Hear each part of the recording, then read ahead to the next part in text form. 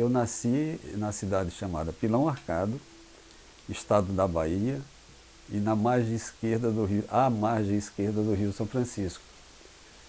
Mas logo, logo, acho que não, nem completei 2 anos, e meus pais começaram a mudar de lugar, porque meu pai era funcionário público do Ministério da Saúde, na época que se combatia as endemias rurais.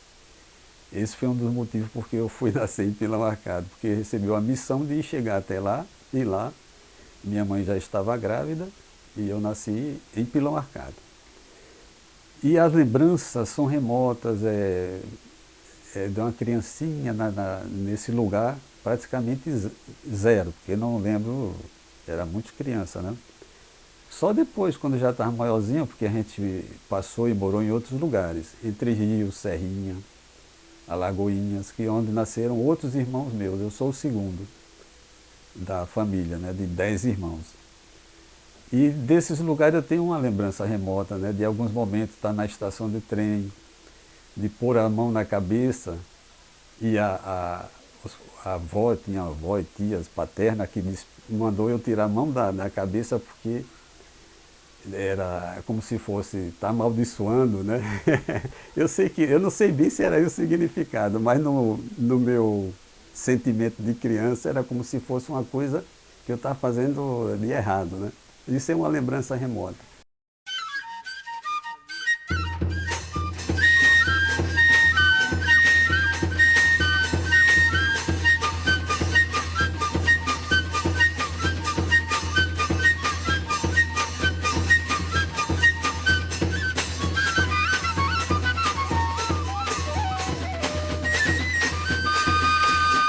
Aí foi em torno dos 8 anos de idade.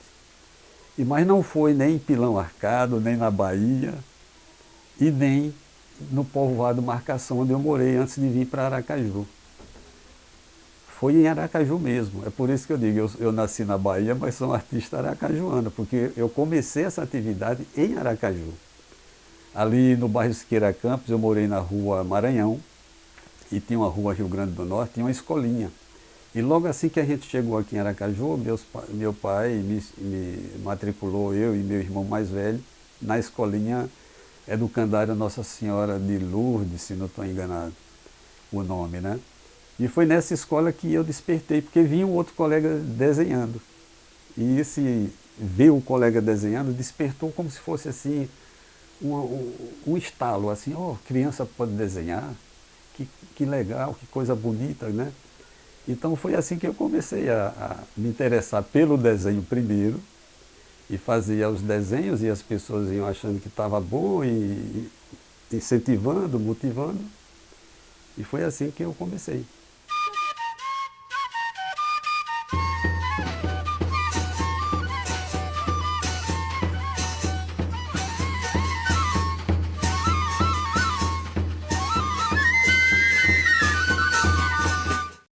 Aula de desenho mesmo eu só fui ter na escola industrial, que hoje a escola passou a ser Escola Industrial Federal, Escola Técnica Federal, hoje é IFES. Eu estudei ali, mas na época só tinha ginásio.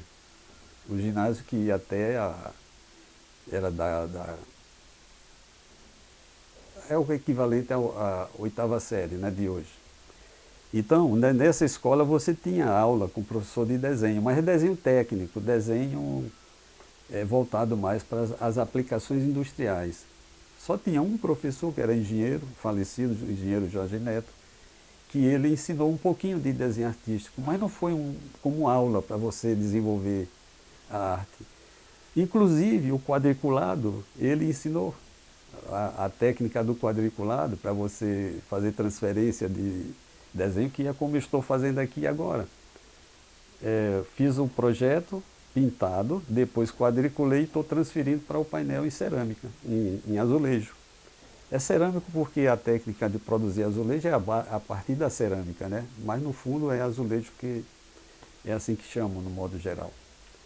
Mas não tive um professor específico de arte, a não ser já depois que eu me juntei com um artista daqui que estava usando modelo vivo, Elias Santos. Aí eu fui, eu nem conhecia a Elias Santos, mas fui, me matriculei porque eu queria ver o modelo vivo, eu participar das aulas com o modelo vivo. E aí foi quando eu tive uma relação entre o aprender alguma coisa e alguém estava ensinando, que era Elias, que ele já era bastante experimentado em uso de modelo, né? Aí, e depois disso não tive mais ninguém.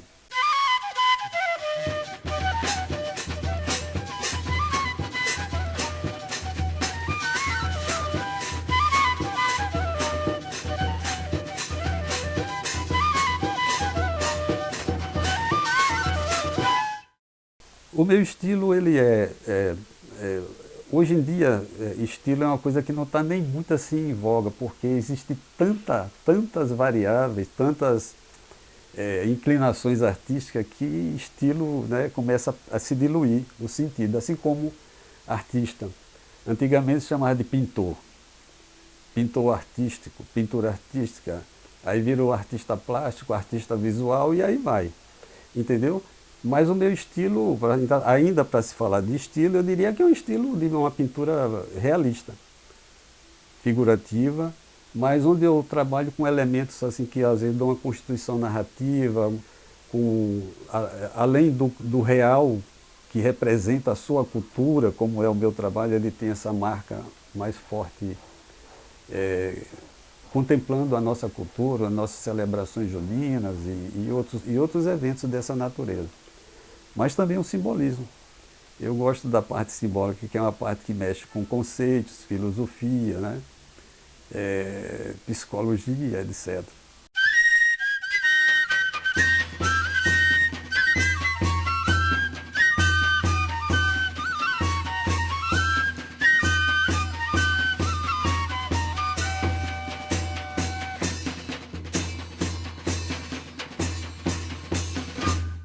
As inspirações era, primeiro, a própria realidade. Eu vivenciei isto quando eu era criança porque a minha família, meus pais, meus tios, tudo gostava de São João. Mas São João com fogueira, com mastro. Antigamente se usava fogueira e o mastro, que é você corta uma árvore e põe ao lado da fogueira com uma certa distância e queima a fogueira e o mastro fica ali representando o símbolo do São João, né? E aí é assim que eu faço, contemplando a realidade cultural, festiva, celebrativa, onde tem o meu carro-chefe sempre foi a representação do São João. Mas tem outros elementos, banda de pífano, que eu gosto muito, bacamarteiro também, e tem um simbolismo forte do bacamarteiro, né? É de uma atividade masculina, tipicamente masculina, onde se carrega a arma, se dá o tiro festivo, porque é só barulho, fumaça e estampido, né? Mas hoje em dia as mulheres também já dão tiro de bacamarte, e isso lá em Capela a gente vê muito isso.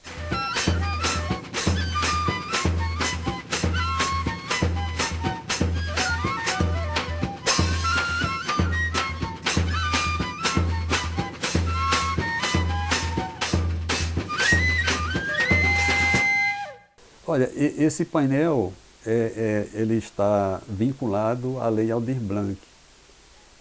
Eu fui aceito no programa e aí eu desenvolvi essa ideia de fazer assim, até porque eu estou homenageando uma festividade tão popular que é de nosso estado e que é tipicamente de Capela, e também porque ela está muito vinculada ao que eu gosto mesmo de fazer e que eu gosto do São João.